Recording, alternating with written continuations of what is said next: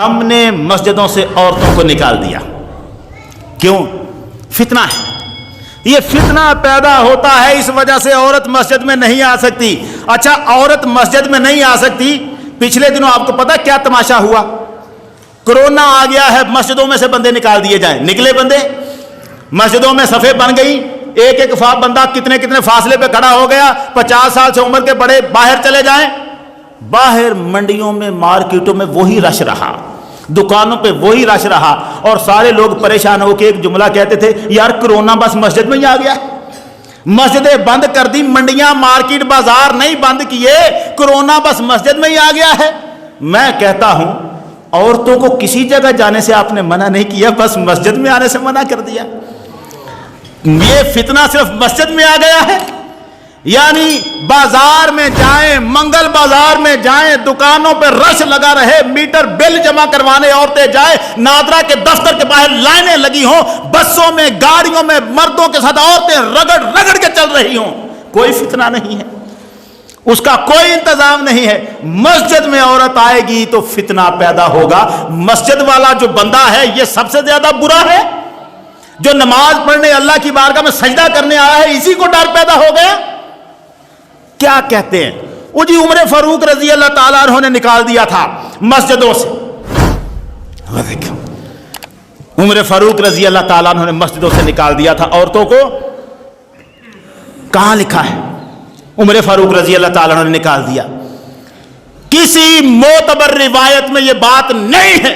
ہمارے علماء نے کی, لکھ دی. ہم ان کے احترام میں اس بات کو رد بھی نہیں کرتے, مگر میں ایک بات کہوں, عمر فاروق رضی اللہ تعالیٰ عنہ کے بارے میں یہ بات, اس کا ایک مطلب تھا. اگر میں علماء کے احترام میں یہ بات مان لوں تو مان لیتا ہوں, علماء ہیں, انہوں نے بات لکھی, میں احترام میں مان لیتا ہوں. لیکن جس کو ہم کہتے ہیں صحیح اور ضعیف, تو میں یہ عرض کر دوں کوئی صحیح مضبوط سند نہیں ہے اس بات کی کہ عمر فاروق نے لوگوں پر مسجدیں بند کر دی. لیکن اگر میں مان لوں کہ عمر فاروق رضی اللہ تعالیٰ نے ایسا کہا. عاتقہ بنت زید عمر فاروق کی بیوی ہیں, اور اس سے کہا لوگوں نے, عاتقہ تو صبح کی نماز بھی مسجد میں پڑھنے جاتی ہے, عشاء کی نماز بھی مسجد میں پڑھنے جاتی ہے, عمر کو اچھا نہیں لگتا کہ تو نماز مسجد میں پڑھنے جائے. عاتقہ کہنے لگی, اگر عمر کو اچھا نہیں لگتا تو عمر مجھے منع کرے نا. وہ ایک بار کہے کہ نہ جا, میں نہ جاؤں گی, مگر عمر مجھے منع تو کرے. آ کے عمر فاروق سے کہا, آپ پسند نہیں کرتے میں مسجد میں جاؤں؟ کہا نہیں کرتا. کہنے لگی اچھا پھر مجھے منع کریں, مجھے کہیں کہ نہ جایا کر. کہنے لگے یہ نہیں کر سکتا, میں منع نہیں کر سکتا. پوچھا کیوں نہیں کر سکتے؟ کہا اس لیے کہ محمد عربی نے فرمایا تھا, لا تمنعوا اماء اللہ مساجد اللہ, اللہ کی بندیوں کو اللہ کی مسجدوں میں آنے سے نہ روکو. میں تجھے کیسے روک سکتا ہوں, جایا کر. آخری دن عمر فاروق کی شہادت کا دن, عمر فاروق نماز پڑھا رہے ہیں, آپ کو خنجر لگ رہا ہے, بیوی عاتقہ پیچھے کھڑی نماز پڑھ رہی تھی مسجد. اس دن بھی مسجد میں نماز پڑھ رہی. کب نکالا عمر فاروق نے. اور اس کا مطلب ہے عمر فاروق ایک ہے نا ہمارے ہاں, محمد نام نہیں رکھنا. کیوں؟ عمر فاروق نے منع کر دیا تھا. منع نہیں کیا تھا. عمر فاروق تو یہ کہتے تھے, تسمون محمدا ثم تلعنونہم, تم بچوں کے نام محمد رکھتے ہو پھر ان کو برا بلا کہتے ہو.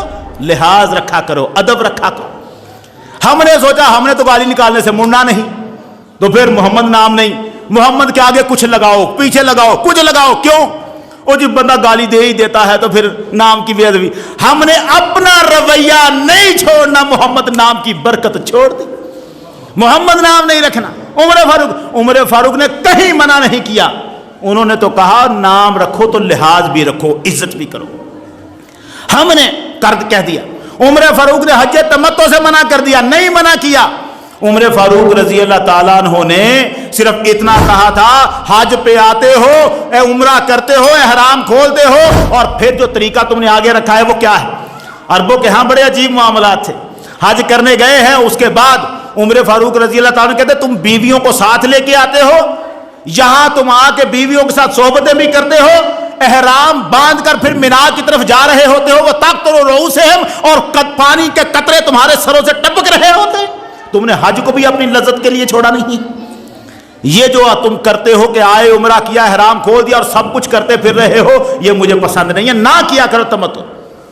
صرف یہ مطلب تھا ان کا کہ جب حج کرنے آئے ہو اب بیوی کو چند دن کے لیے چھوڑ دو. یہاں پر تمہیں آزادی ہے, اس کا یہ مطلب نہیں ہے کہ تم اسی کام میں لگے رہو. لحاظ رکھو. عمر فاروق رضی اللہ تعالیٰ عنہ کے حکموں کا مطلب تھا جب عورتوں نے فتنہ پھیلانا شروع کیا تو آپ نے ان کو کہا اس سے تو بہتر ہے نہ آیا کرو. یہ ہے اس جملے کا مطلب. اگر ثابت ہو کہ عمر نے منع کیا تھا تو اس کا مطلب صرف اتنا ہے, اور تم مسجدوں میں اس سے بہتر ہے نہ آیا کرو جو کچھ تم آ کے یہاں کر رہی ہو. لیکن یہ بھی جملہ ثابت تو نہیں ہے, مگر احترام میں مان رہا ہوں نا, علماء کے احترام میں. کتابیں لکھی ہیں, کسی کتاب میں نہیں لکھا وہ لفظ کیا تھے عمر کے, نہیں لکھے.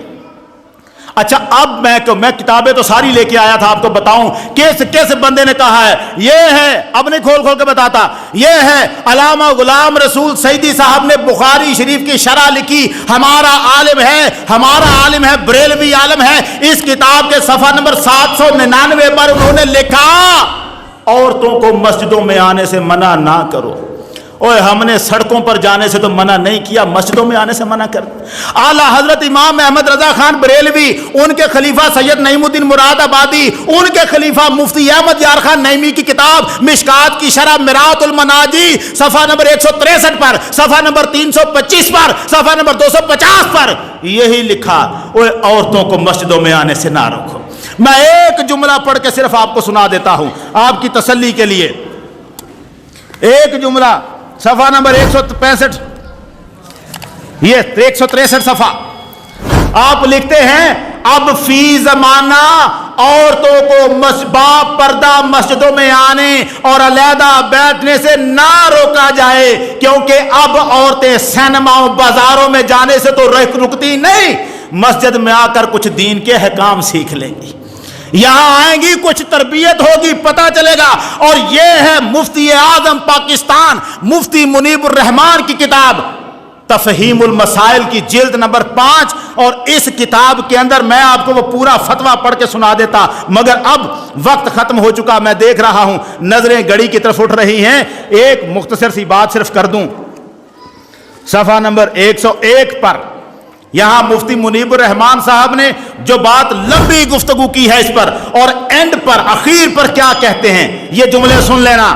مفتی صاحب کہتے ہیں میرے نزدیک موجودہ دور میں مساجد میں نماز جمعہ و تراویح اور دروس کی مجلسوں میں شرعی حدود کی مکمل پاسداری کے ساتھ خواتین کی شرکت کا اہتمام, کہ وہ شریک ہوں, پردہ کر کے شریک ہوں, اباحت و جواز کی حدود سے نکل کر.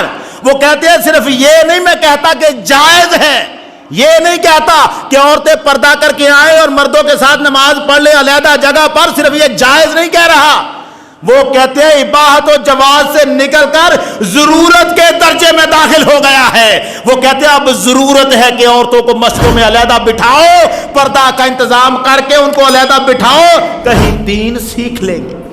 اور اوپر گلا کیا, انہوں نے کہا آج کل مختلف مسالک کے لوگ عورتوں کے لیے خصوصی اجتماعات کا اہتمام کر رہے ہیں. ملک کے اندر باہر مخصوص ریڈیو چینل اس مقصد کے لیے استعمال ہو رہے ہیں. مساجد میں بھی باجماعت نمازوں اور جمعہ اور دروس قرآن و حدیث کے اجتماعات میں ان کی با پردہ شرکت کا اہتمام ہوتا ہے, جس کی وجہ سے دینی ذوق رکھنے والی اہل سنت کی خواتین کے لیے جب اپنے مسلک کے مطابق اس طرح کے انتظامات نہیں ہوتے, اہل سنت کی عورتیں ڈھونڈتی ہیں اور کہیں ہمیں بھی بیٹھ کے اللہ کا نام سن لینے دو. جب انتظام نہیں ملتا تو کیا کرتے ہیں, تو وہ ان مجالس میں جاتی ہیں جو دوسرے مسلک والوں نے سجائی ہوتی ہیں عورتوں کے لیے.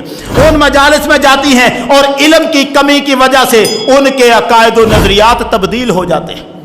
وہاں بیٹھ کر اپنا بیڑا غرق بھی کرتی ہیں, گھر آ کر اپنے بچوں کی تربیت بھی برباد کر دیتی ہیں. اور اس سے بہتر نہیں کہ ہم اپنی مسجدوں کے دروازے ان کے لیے کھولیں جو محمد عربی صلی اللہ علیہ وسلم نے کھولے تھے. بند کس دور میں ہوئے, کوئی دور نہیں. اور یہ ابن مسعود رضی اللہ تعالیٰ عنہ نے کینکریاں ماری کن کو, مسجد میں جمعے کے بعد بھی بیٹھی ہوئی تھی, ان کو کہا نکلو. جمعے کے بعد عورت کے لیے حکم ہے, نماز ختم ہوتے ہی پہلے فوراً وہ نکل جائیں. مرد سنتیں مسجد میں پڑھ سکتے ہیں, عورتیں نہیں. نماز جماعت ختم، وہ سرکار تو رک جایا کرتے تھے کہ عورتیں چلی جائیں تو پھر مرد جو ہے وہ آگے پیچھے ہوں. یہ طریقہ کار آداب ہے. ہمیں اپنی عورتوں کو لانا ہوگا. اللہ کا فضل و کرم ہے، ہماری ہر مسجد میں جگہ ہے. یہ بنے ہوئے ہیں، چھتیں بنی ہوئی ہیں، ان پر بچے جو بٹھائے ہوئے ہیں ہم نے، یہ نیچے بیٹھ سکتے ہیں. یہاں عورتیں بیٹھ کر اگر پردے کا ہم بیچ میں کنات لگا دیں، پردہ کر لیں، عورتیں بیٹھ کر اپنی تربیت کے لیے وہ سیکھ لیں. خدا کی قسم بلا ان مردوں کا ہے جن کے گھر اجڑنے کے قریب پہنچے ہوئے ہیں. یہ بیچاری بھی اللہ رسول کے احکام سن لیں گی، ان کو بھی پتہ چل جائے گا.